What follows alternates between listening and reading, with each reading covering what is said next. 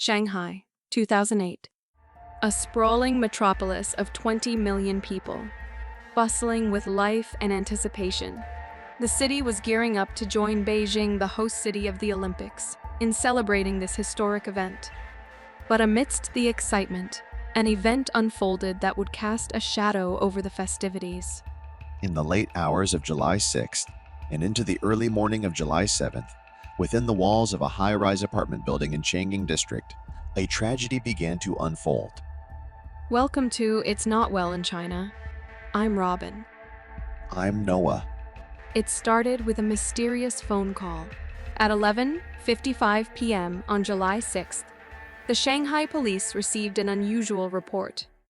A man's muffled, strained voice claimed to have heard a foreign woman screaming for help. The location? He said it was somewhere along Chaohua Road.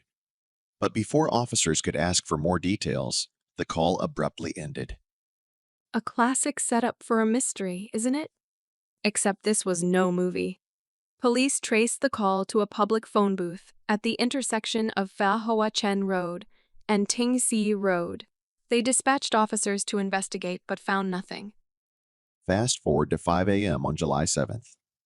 Charlotte, a Canadian model, returned to her shared apartment building after an all-night party. She was living in the Jinsen building, located on Chaohua Road in Shanghai's Changning District. This district, with its bustling streets and proximity to Zongshan Park, was a vibrant hub of city life, a place where something like this seemed almost unimaginable. Maybe it was the alcohol, or maybe just chance, but Charlotte decided to take the stairs instead of the elevator to her sixth-floor apartment. On the fifth floor, she froze. Something was blocking her path. A body. A young woman lay motionless, pale, and surrounded by blood. Still somewhat intoxicated, Charlotte didn't immediately recognize who it was. Panicked, she ran to the lobby screaming for help. Terrified and desperate, Charlotte called the police with the help of a cleaning worker. But then, a chilling realization struck her. Her roommate Diana O'Brien might still be upstairs, unaware of the danger. Charlotte rushed to the elevator and went up to the sixth floor. But as the doors opened, she was greeted by another horrifying sight. Blood in the hallway. Overcome with fear, she retreated to the first floor. It was then that the pieces started falling into place. The woman in the stairwell wasn't just anyone. It was her roommate, 22-year-old Diana O'Brien. Let's step back for a moment. Who was Diana O'Brien? Born in 1986 on Salt Spring Island, a picturesque spot off Vancouver's coast, she grew up in a close-knit community. A small-town girl with big dreams of becoming a supermodel. At 20, Diana signed with Coltish Management, a modeling agency in Canada. After a year of local work, she landed her first big opportunity, a 3-month contract in Milan, Italy. And then came Shanghai. For Diana, who had grown up on an island, this was another chance to explore the world. She arrived in the bustling metropolis on June 24, 2008, ready to take her career to the next level.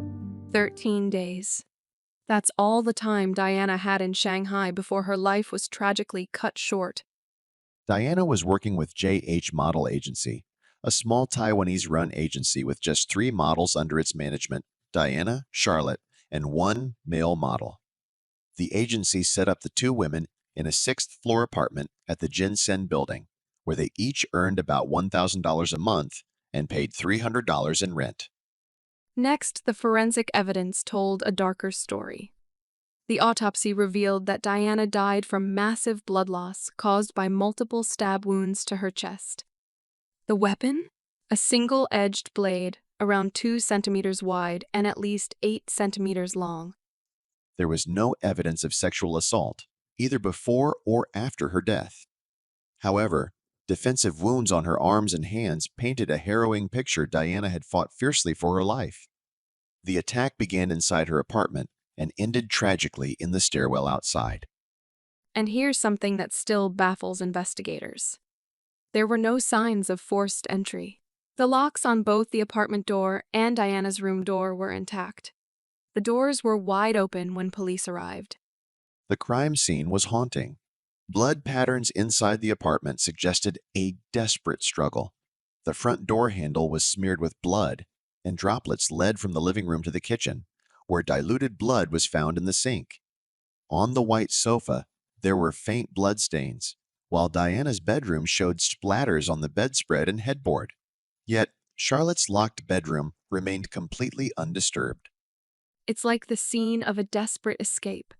Evidence suggested that Diana was first stabbed in the living room. She managed to flee into the hallway, but the killer caught up with her and inflicted the fatal wounds there. Around 11:30 p.m., neighbors in apartments 601 and 603 reported hearing what sounded like an argument between a man and a woman. At the time, they assumed it was just a domestic quarrel and didn't think to investigate further. This timeline matches the medical examiner's findings.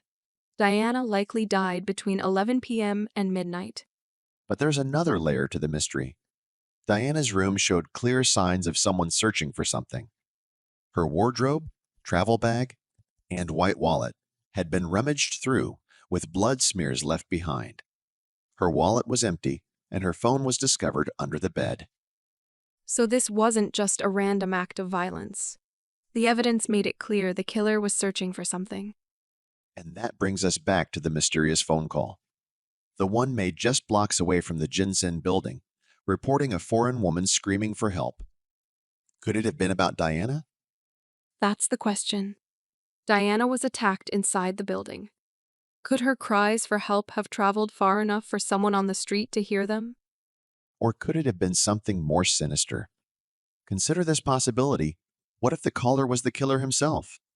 Someone who knew Diana lashed out in a fit of rage and later regretted their actions enough to make that call out of guilt or fear? A young man, perhaps. As police speculated, someone Diana knew well enough to open the door willingly. That's one possibility. Another is that the killer used a ruse, perhaps pretending to be someone in need or posing as someone Diana could trust to get inside. Either way, it's clear Diana didn't just let anyone into her apartment that night. With the Beijing Olympics just weeks away, Shanghai police were under immense pressure to solve this case quickly. The international attention surrounding Diana's murder only heightened the urgency. Deputy Captain Zhang of the Shanghai District Criminal Investigation Department didn't hold back when addressing the media. This international homicide case has created significant impact both domestically and internationally. We must catch the suspect and uncover the truth as quickly as possible. But before the police could identify a suspect, they needed to understand the victim. Who was Diana O'Brien? What had led her to this tragic moment in a Shanghai stairwell? Do you know what's fascinating about investigating someone's life after they're gone, Noah? The way the smallest, most mundane details can suddenly seem so significant. Like Diana's last Facebook status, I miss my other half. Exactly. Simple message like that, it could mean everything or nothing. But when you step back and examine her online presence, Diana's Facebook reveals the life of a seemingly ordinary 22-year-old. She had 264 friends, mostly high school classmates from Canada, with a few colleagues mixed in. She loved Seinfeld, was a fan of Johnny Cash, and her photos were a blend of family gatherings, fun moments with friends, and the occasional modeling shot. As investigators began digging into Diana O'Brien's life, they found someone who, at first glance, appeared to have lived a peaceful and straightforward existence. One of the first areas investigators focused on was Diana's relationship with Barry, her boyfriend of 5 years back in Canada. Just a day before Diana's death, the couple spoke on the phone. During their conversation, Diana reassured Barry that she was safe in Shanghai and that she never went out alone. Barry was consistent and clear when he spoke to the media, describing Diana as someone who lived a grounded, healthy lifestyle. She didn't do drugs, didn't drink heavily, and had no concerning habits. He said, emphasizing how little in her life suggested any risks or dangers. Diana's modeling career, despite its outward glamour, seemed fairly grounded. Her agency told police that she had only been in Shanghai for a short time and spent most of it working. She traveled frequently for assignments, taking trips to places like Fujian and Yunnan province, which left her little time to experience life in Shanghai outside of work. Charlotte, Diana's roommate, described her as someone who was highly focused on her work. While she occasionally attended gatherings with friends during her free time, her schedule was mostly centered around modeling assignments. Charlotte vividly recalled July 6th, the day everything changed. Both women had spent the day shooting an advertisement. Later that evening, they shared snacks at home, and Diana seemed completely fine, showing no signs of distress. Later that evening, Charlotte went to a friend's party while Diana decided to stay in and rest. According to Charlotte, Diana didn't mention any plans to meet anyone that night. The building's security footage supported her account, showing no unusual activity around their apartment that evening. For Diana's family, the news of her death was devastating. Her father, Michael O'Brien, spoke about the unbearable pain of losing his daughter so far from home. He revealed that he received the heartbreaking news early on July 7th, when the Ottawa Foreign Affairs Office informed him of the tragedy. Michael followed the investigation closely, but the updates only deepened his grief. Diana was a beautiful, pure, and compassionate girl, always chasing her dreams and career. He said in a statement filled with sorrow. I believe she didn't deliberately put herself in any danger in China.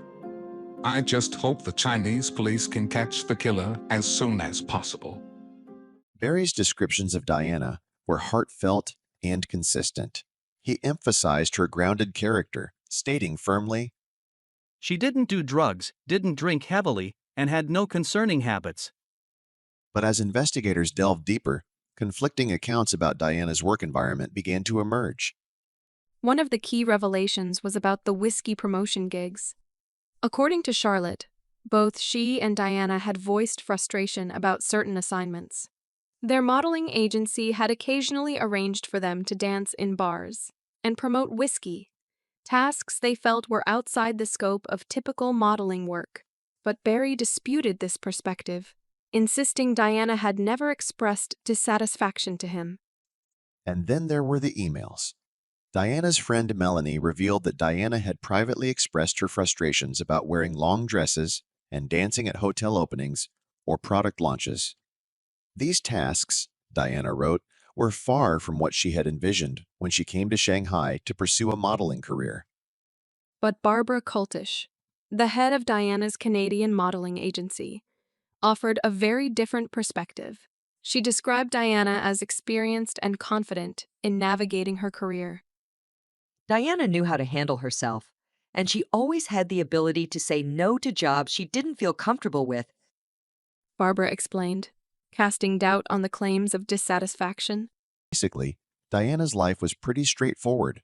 Aside from maybe some dissatisfaction with her job, she didn't have any major emotional conflicts or drama. The police quickly ruled out any kind of revenge killing. The autopsy also cleared out the possibility of a crime of passion, like someone killing her to cover up a sexual assault. Then, Charlotte confirmed that Diana's Apple laptop, her Canon camera, and her suitcase were all missing. She also mentioned to the police that because the apartment building didn't have many residents, and most of them were familiar faces, Diana always felt safe. She'd often forget to lock the door, sometimes even leaving it open when she'd return late at night. Police then theorized that Diana might left the door unlocked and someone took the chance to break in and steal her things. That eventually escalated into a robbery that turned into a murder. After checking the building's residents, the police concluded that the perpetrator was likely an outsider who'd entered the complex. Thankfully, by this time, Shanghai's surveillance system was already pretty well developed. The Jinsen building, where Diana lived, had security cameras both inside and outside its main entrance. Detectives meticulously reviewed footage from 9 p.m. on July 6th to 2 a.m. on July 7th, searching for any sign of unusual activity. That's when investigators spotted him.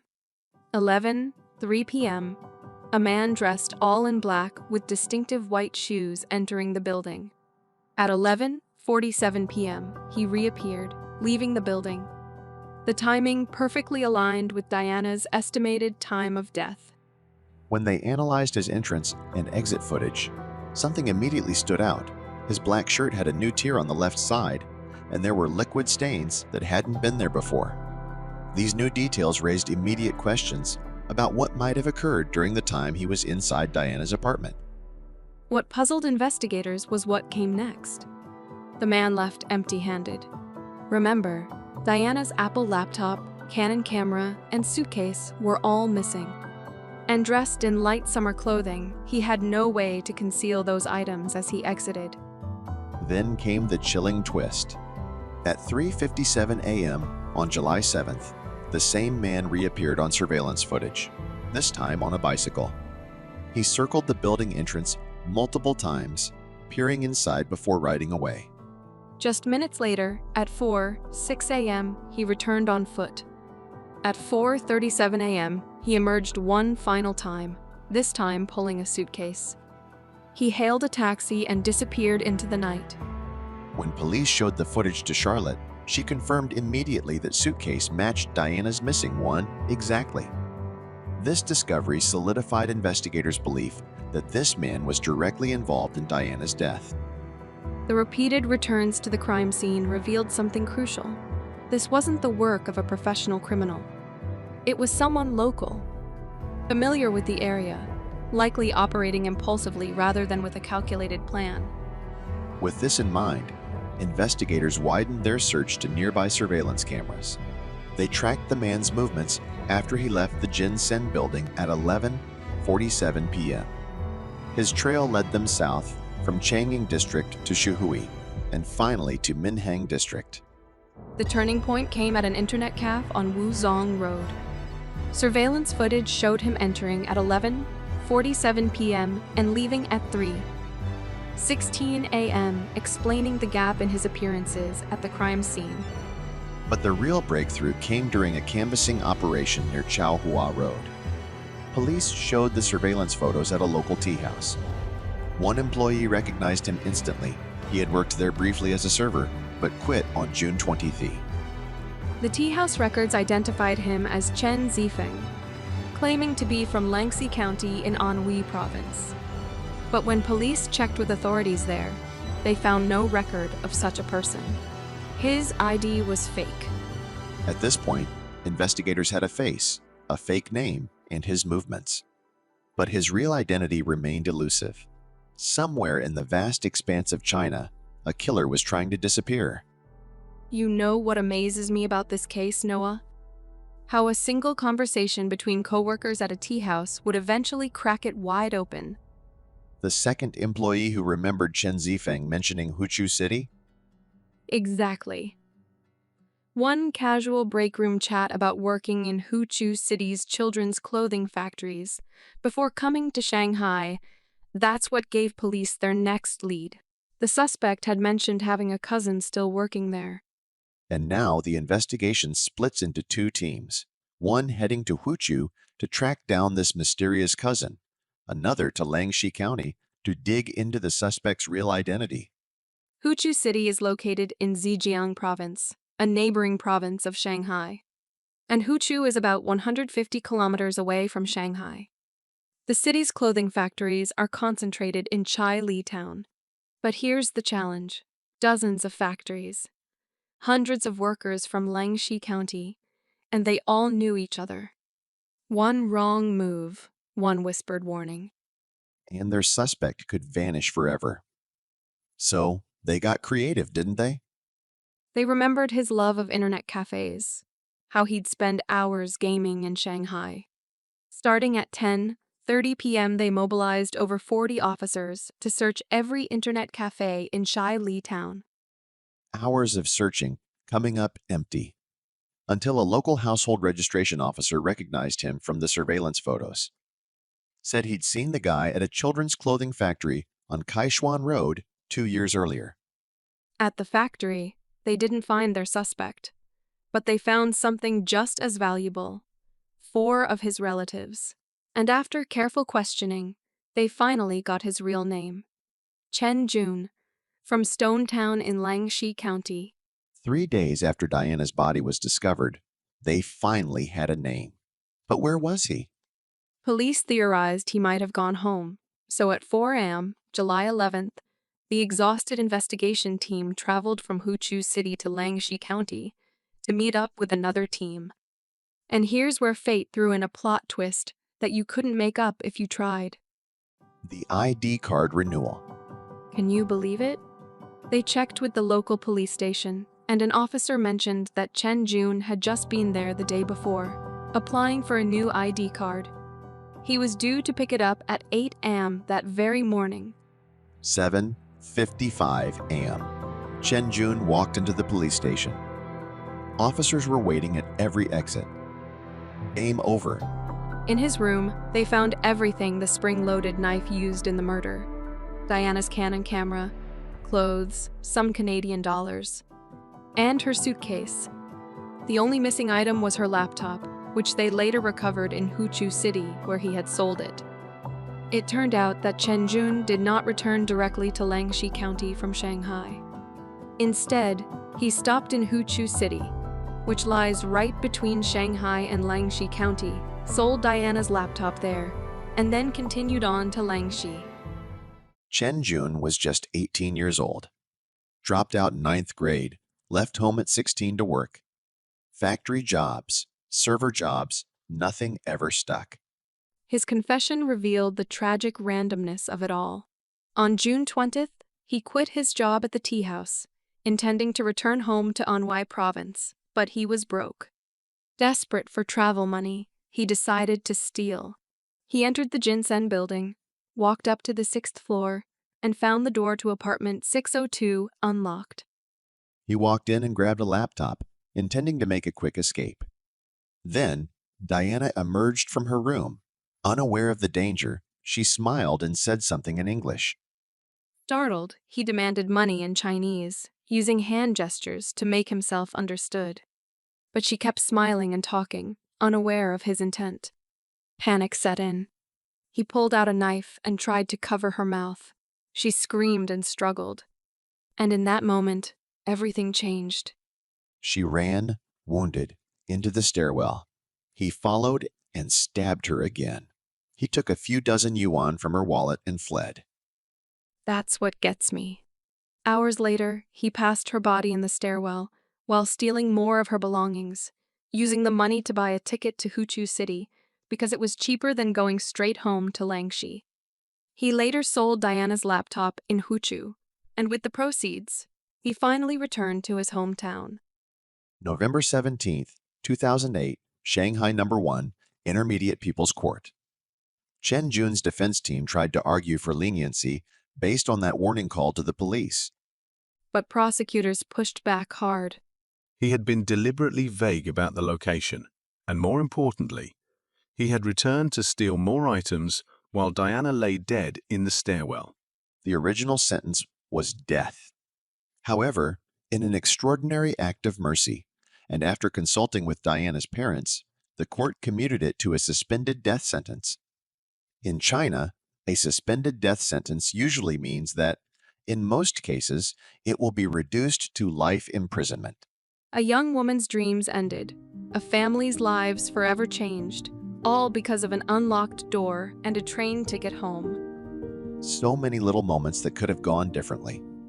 An unlocked door, a language barrier, a desperate choice. It's sobering to think how the smallest actions can ripple into life-altering consequences. Diana O'Brien was just 22 years old. She grew up on Salt Spring Island, a tranquil, picturesque spot off Vancouver's coast. But Diana wasn't content to stay in the quiet corners of the world. Milan, Shanghai, she was chasing her dreams, eager to explore and build a future for herself. 13 days. That's all the time she had in Shanghai. Less than 2 weeks between living her dream and having it brutally cut short. What stays with me is how people remembered her. A bright, smiling presence, The massage parlor worker next to her building recalled her coming in for a back massage, always with that warm, genuine smile. Neighbors noticed her, the friendly foreign girl who waved hello to everyone. Even in her final moments, Diana smiled. She tried to connect, to bridge the gap with kindness. That's who she was. And you know what's extraordinary about this case? Her parents' response. Faced with the unimaginable loss of their daughter in such a senseless way, they chose mercy. Their voice was instrumental in commuting Chen Jun's death sentence to life imprisonment. Mercy is often the hardest act of humanity showing grace when everything in you screams for vengeance. This case did more than bring one family to terms with their grief. It sparked change. International modeling agencies in China tightened security protocols and improved support systems for young models working abroad. But beyond that, it's a reminder of the randomness of life, isn't it? How the biggest moments in life hinge on the smallest decisions. For Diana, it was an unlocked door.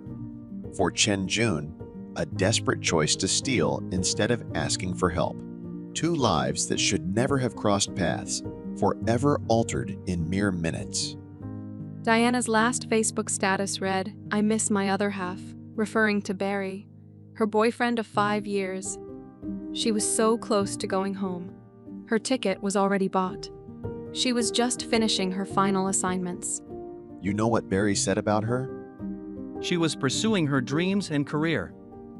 Just a young woman trying to find her place in the world. In 2008, Shanghai was preparing to showcase its best self to the world during the Olympics. Instead, it became the setting for a tragedy that underscored how fragile life is, how quickly it can change. But also how light can emerge from the darkest places. How humanity, even in its hardest moments, can choose compassion over anger. For it's not well in China. I'm Noah. And I'm Robin. Hold your loved ones close, and we'll see you next time.